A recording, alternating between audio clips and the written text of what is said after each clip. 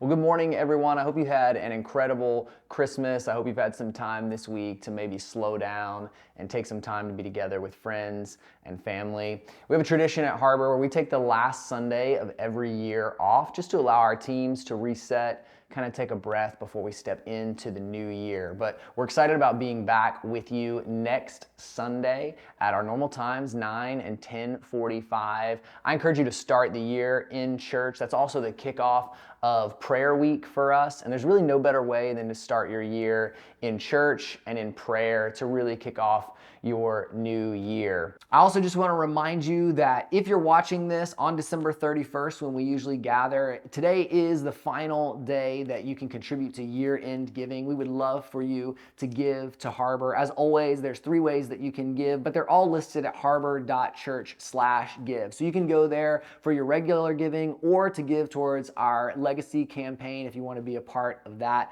before the year ends. Well, I'm excited about 2024. I believe it's going to be the best year in the life of our church, which is really saying a lot because 2023 has been really a miraculous year for us. We've seen God do so many amazing things within our church community and even within individuals within our church community. We've just really seen God bless us in this year, as many of you who've been on this journey know. But I believe, as always, that our best days are out ahead of us. I grew up in the 90s, which I feel like is like the golden age of sitcoms. We had Saved by the Bell, we had Family Matters, we had Home Improvement, we had Boy Meets World, and there was a particular kind of episode on sitcoms that always kind of frustrated me. You would sit down, you would be ready to watch the show, you would turn it on. Of course, this was before the days of DVR and of YouTube TV, and so you didn't really know what was coming. And there was a particular kind of episode that you'd be all geared up to watch your show, and then you'd sit down and it would be a clip show. A show where they're just looking back on clips from the season before, and this always frustrated me because what I was looking for was new content. I wanted a new show, I wanted a new story, and they were just showing me things that I had seen before. And I think it's kind of hardwired into us that we just like to look forward. We like to look into the future. We want whatever is next. And that's always kind of the tendency at this time of year. We're looking into 2024. We're excited about what God's going to do in our church. We're excited about maybe new resolutions that we have for ourselves, for our health, for our family, whatever it might be. But as we end this year, I want to look quickly at a story in Joshua chapter 4 to kind of guide us into this new year. This is a moment where the children of Israel have crossed the Jordan. It's a miraculous moment where they cross the Jordan. They're on their way to the promised land. They're stepping towards the future that God has for them. And these are the instructions that they receive in Joshua chapter 4, beginning in verse 1. It says, "When the whole nation had finished crossing the Jordan, the Lord said to Joshua, 'Choose 12 men from among the people, 1 from each tribe, and tell them to take up 12 stones from the middle of the Jordan, from right where the priest stood, and to carry them over with you and put them down at the place where you stay tonight.' So Joshua called together the 12 men he had appointed from the Israelites, 1 from each tribe, and said to them, 'Go over before the ark of the Lord your God into the middle of the Jordan. Each of you is to take up a stone on his shoulder, according to the number of the tribes of the Israelites, to serve as a sign among you. In the future, when your children ask you, what do these stones mean? Tell them that the flow of the Jordan was cut off before the ark of the covenant of the Lord.'" Now, this is an interesting moment because they're moving forward into what God has for them, and God asks them to do something that we all hate doing when we have momentum. God asks them to stop. And not only does he ask them to stop, because for some of us that would be enough right there to cause frustration, but he actually asks them to go back to where they just crossed and to grab stones of remembrance in order to remember this moment where he brought them through. And that's really what I want to do this morning in this time that we have together is I want to look back before we move into 2024 at where we've come from.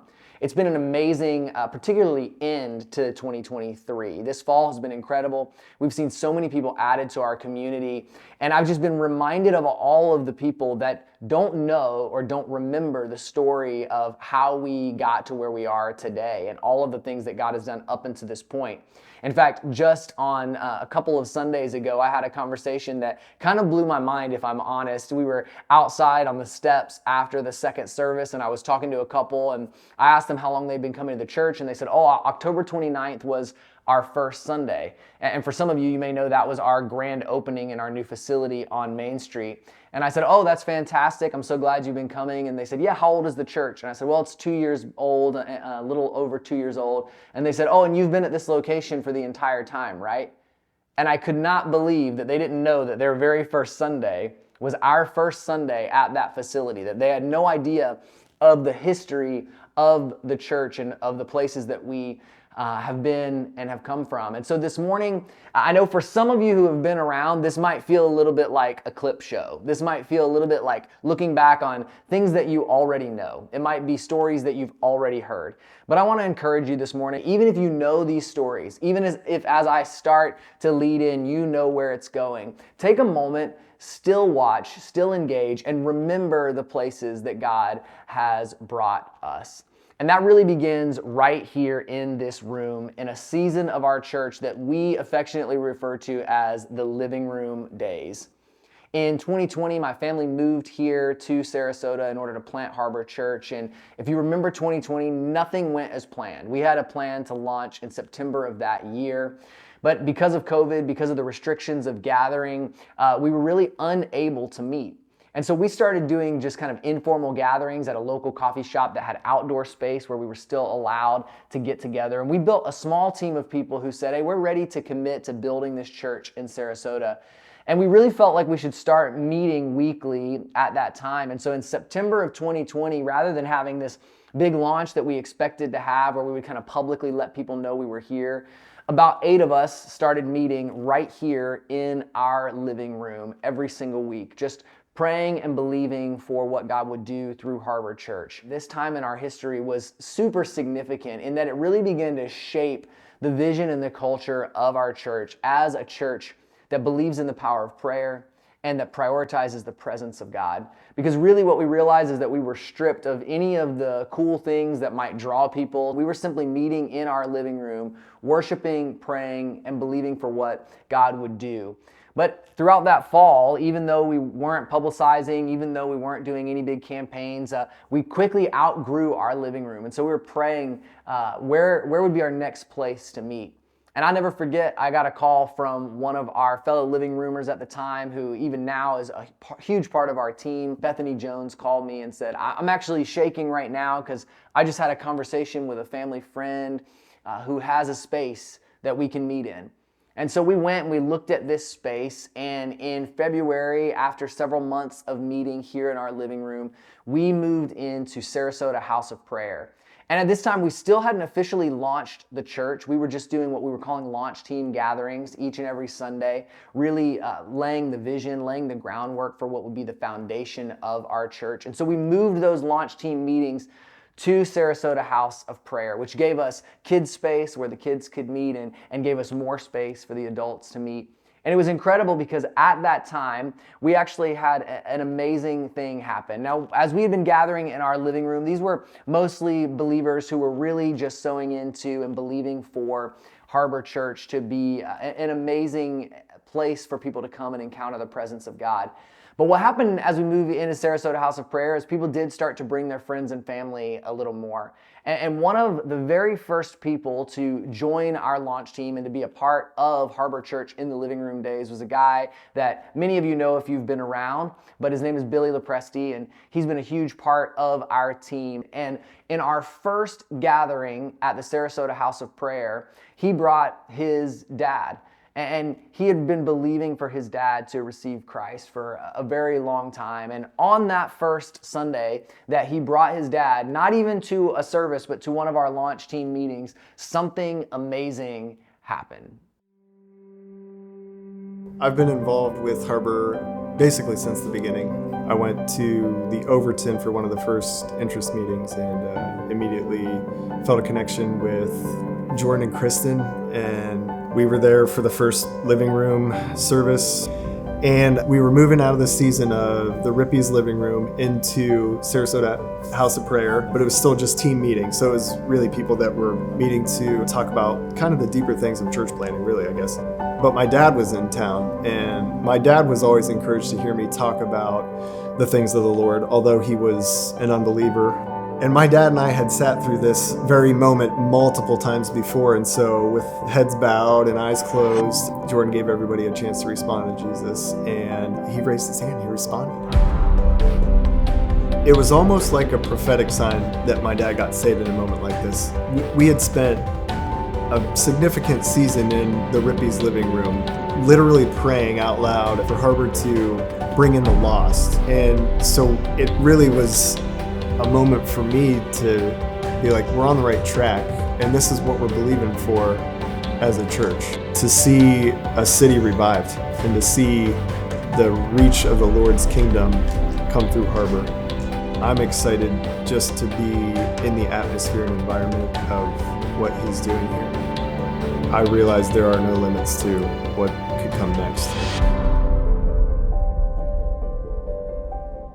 So on our very first Sunday, gathering together in Sarasota House of Prayer, before we even launched, we had our first salvation as a church. And what an amazing thing that it was the family member of such a crucial part of our team. And as Billy said, it really set the expectation for what God was going to do in our community in the way of salvations. And I'm so excited because while Billy's dad was salvation number 1, in 2023, we're celebrating that as of the recording of this video, we have had 96 salvations at Harbor Church. And so that moment was the seed of what God was going to continue to do in and through Harbor Church, because we created a place where people can encounter the presence of God and where people are excited to bring their friends and family. So we continued there doing our launch team meetings through the summer of 2020, and in September of 2021, we had our launch Sunday. I'm really excited. I know today's gonna be an awesome day, but I also know today is the beginning of a lot of great things to come. Like, we want this environment to be exciting for people. It's an exciting day. Today's just the beginning of week after week of growth, ministering to this community, lives being changed. So you guys just be who we are, and then we're gonna talk about who we are, and we hope that it impacts a lot of people today, all right? Yeah. All right, let's pray, and then let's be ready to serve this morning. It was an incredible day. We gathered with 2 services there at Sarasota House of Prayer.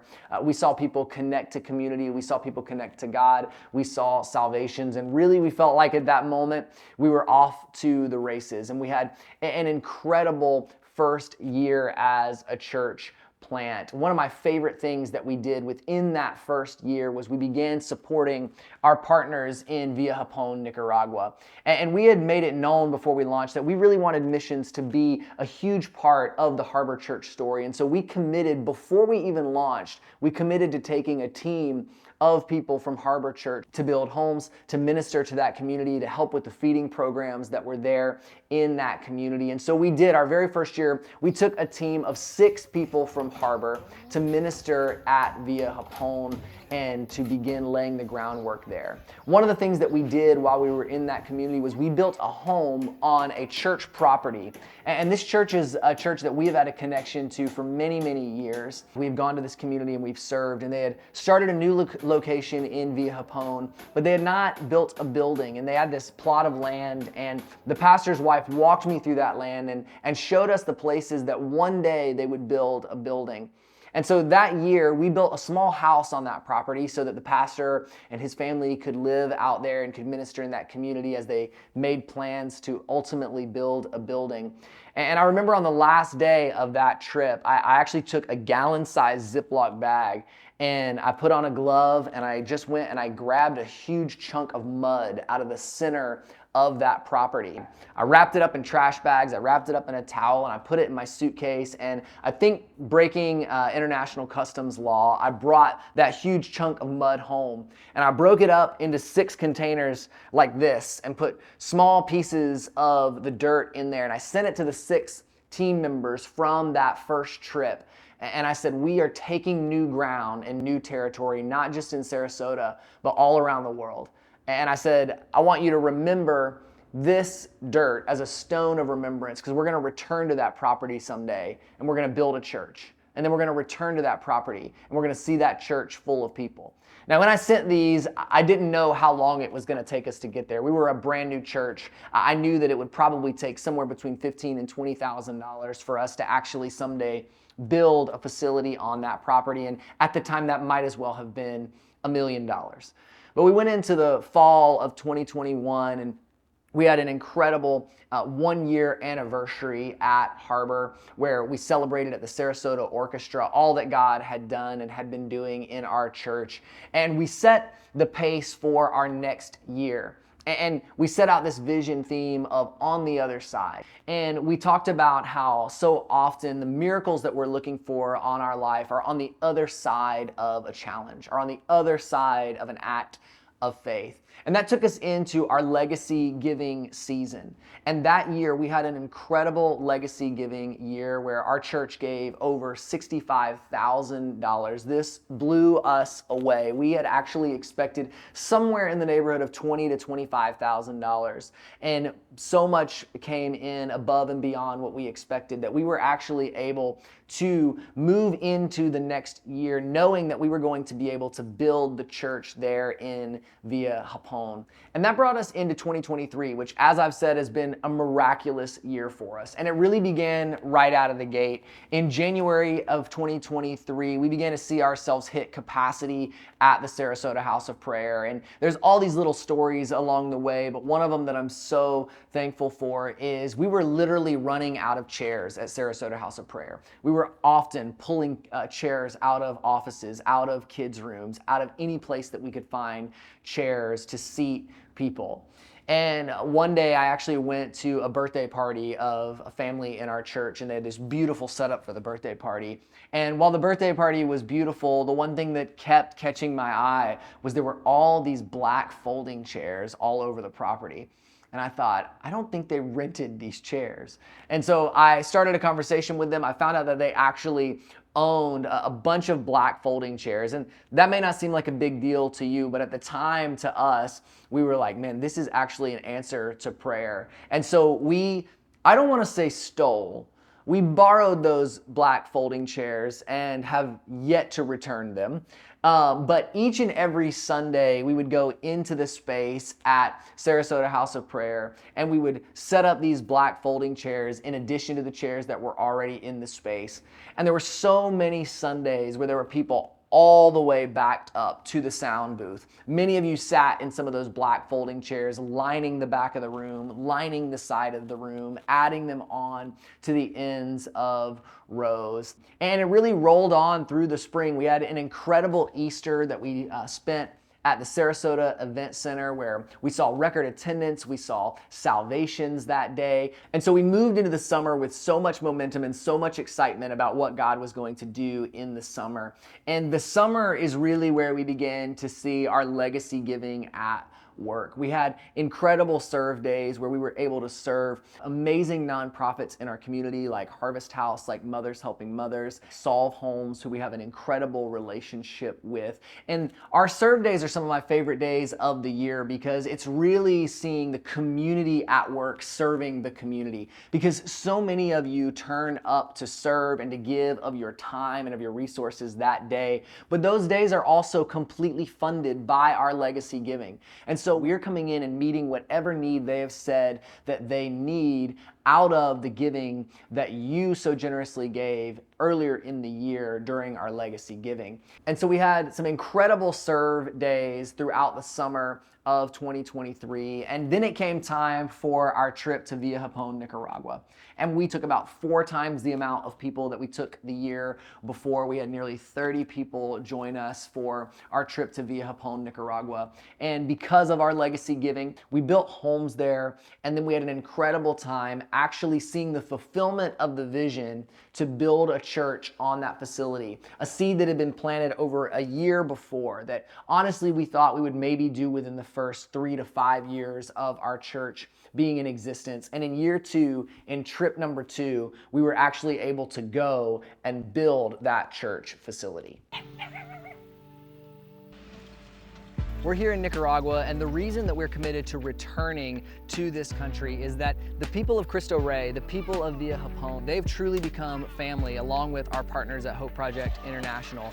These are not just building projects, they're not just giving initiatives. These are opportunities for us to meet practical needs of people that we love and that we know and that we care for. It's my first mission trip, and I came in with no expectations, yet somehow they're still blown away. You get here and the homes, every one that I saw has a dirt floor. There were holes at the bottom, holes in the sides, holes in the top. Contrast that to what's being built beside theirs, and you have 3 courses of block being built up, filled in with cement, a concrete floor, solid tin and roof. Like, you can just literally see how it's changing someone's life. The thing I love most about this trip is when we pray and we dedicate a home after we spend days building these homes. God, we just thank you for this blessing of this house. Thank you, God, that you saw their need and that you will continue to provide. And we bless this house in Jesus' name. En el nombre de Jesús. Last year, whenever I came, there was literally just nothing. I mean, like, to see this whole entire building, it's just mind-blowing. 1 year ago, Un año atrás vinieron acá Pastor Zulema pulled me aside and she said, one day, y dijo, un día, maybe in the future, en el futuro, there will be a building where we're standing. va a ser un edificio, va a ser construido acá. Here we are, Pero aquí estamos. 1 year later, Un año después, and we're standing on that concrete floor. estamos parados en el We're concreto. standing under that roof. Estamos bajo el techo. I believe that God is accelerating what He wants to do in this community. Yo pienso que Dios ya metió un acelerador para que algo pase en esta. There is a new season. Nuevo tiempo de gloria, It's a new season of glory. nuevo tiempo de It's a presencia. new season of presence. Los enfermos van a ser The sanados sick will be healed. y Dios se va a glorificar. And God will be glorified. Harbor Church, you have set the pace here in Villa Y Japón. entonces el ministerio de Harbor ha puesto la pendiente Your para eso. ministry of giving is blessing this house. El ministerio de Dar ha bendecido esta casa. They did not give for their own benefit. No lo dieron para su propio beneficio. They gave for the benefit of others. We returned from that trip to Nicaragua with so much spiritual momentum in our church. I mean, we all knew, even on the flight home, that this was really a significant moment in the lives of everybody on that team, but also in the life of our church, because there were many that were not on that team that actually gave towards the project. So really, it was a community project. It was our entire church coming together to see those homes built, to see that church built, to see that church thrive in Villa Japón. And throughout this year, we've received so many stories from that community in Villa Japón of people who their needs are being met through that church. Their children are being fed through that church. Homes are being built because of needs that are identified through the life of that church. And all of that comes back to your willingness to give both in our legacy offering and to give of your time and of your resources to go and to build in those communities.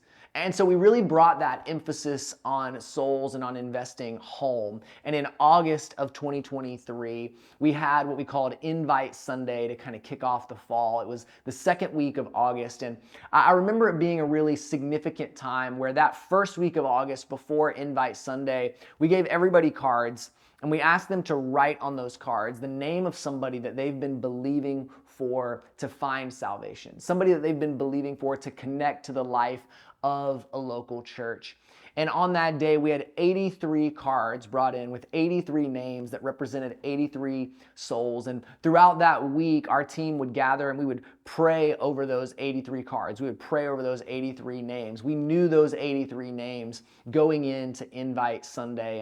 And on that Invite Sunday, we launched 2 services there at House of Prayer. And we thought maybe that would help relieve some of the issues that we were having with capacity. But on that Invite Sunday, we had one of our best attended Sundays in the history of our church, where both of those services were at complete capacity. That facility was rented to multiple churches on Sunday. So what a lot of people didn't know in that season was we were actually maxed out at 2 services. We could not add another service. We really didn't have any other options than what we were doing right then, because those of you who serve on our teardown team know that right when we were done, we would tear down and it would take about an hour or so. And right at the end of that hour, the next church was coming in to set up for their afternoon and evening services. And so we were really locked in, and we were really in a place where we had seen every place in town. If somebody would bring a building to us, we had seen it, we had looked at it, we knew where it was, what it was, how much it was, and we just could not seem to find anything that worked for us.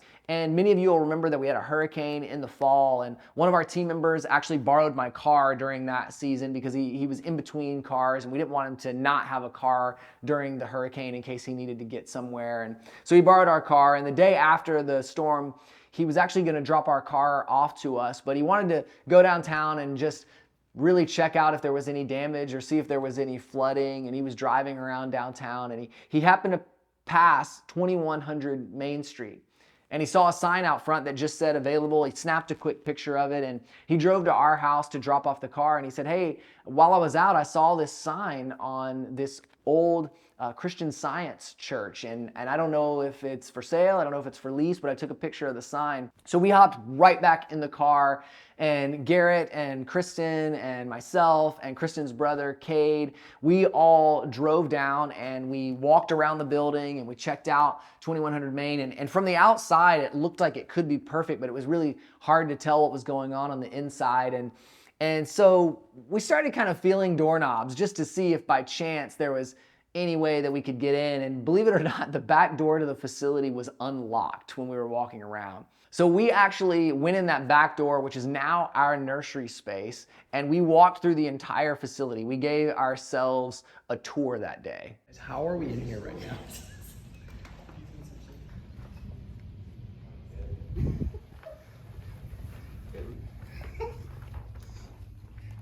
Guys, this is sick. So this would be kids, you'd have to turn this into nurseries. Oh, yep, those are pipes. This would have to somehow be turned into nurseries. You know? Well, you could probably wall this. Wall this. Hello?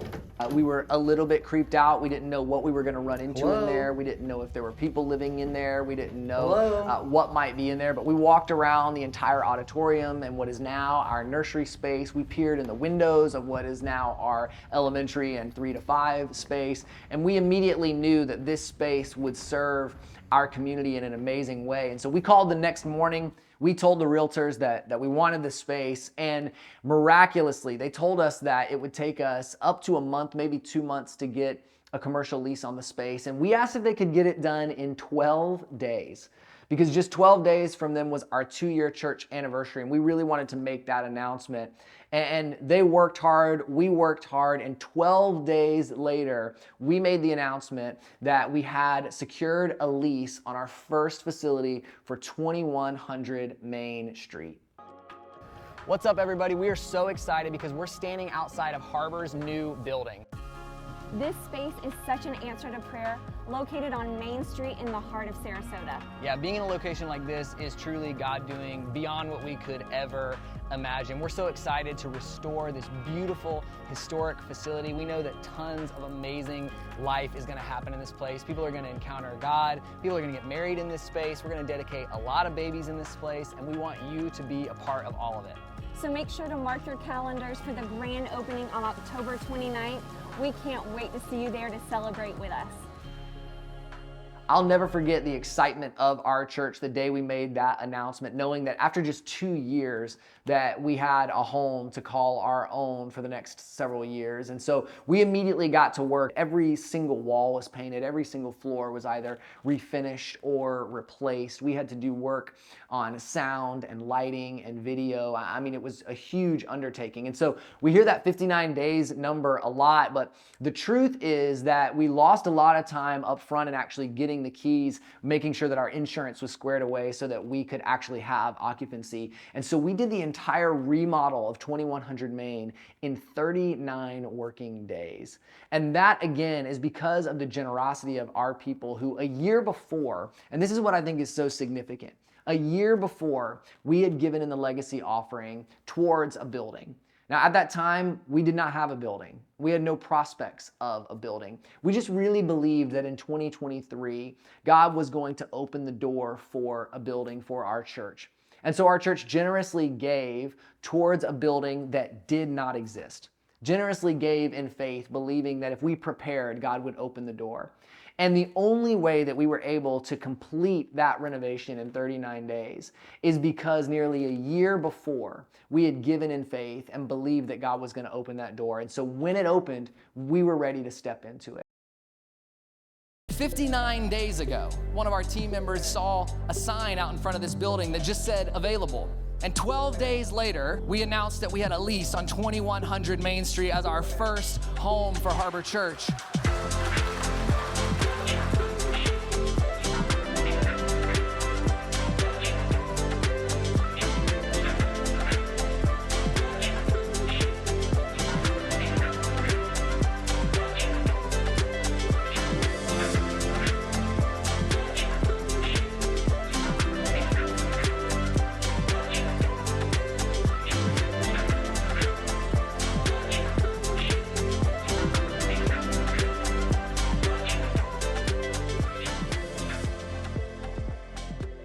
I wanted to take a moment this morning to remind you of some of the stories of how God brought us to this place, because I know there are some of you that don't know the stories, and there are some of you that just needed to be reminded of the miraculous hand of God on our church since the early days. And I want us to remember as we step into 2024 that His hand is still on us. He's still going to provide for us. He's still going to give us souls of our region. He's still going to give us properties and facilities. He's still going to give us vision for the future. And as you step into 2024 as a family, I want you to take a few moments even today and talk with your family about the ways that God has been faithful to you in 2023 and about the things that you're believing for in 2024. Because we're believing that as a church, it's going to be our best year yet. And so I hope you step into it with the faith of remembering that God has been with us this far and He will continue to be with us. Happy New Year. We'll see you next Sunday at our normal times at 2100 Main Street at 9 and 10:45 a.m. Let's start the year together in church.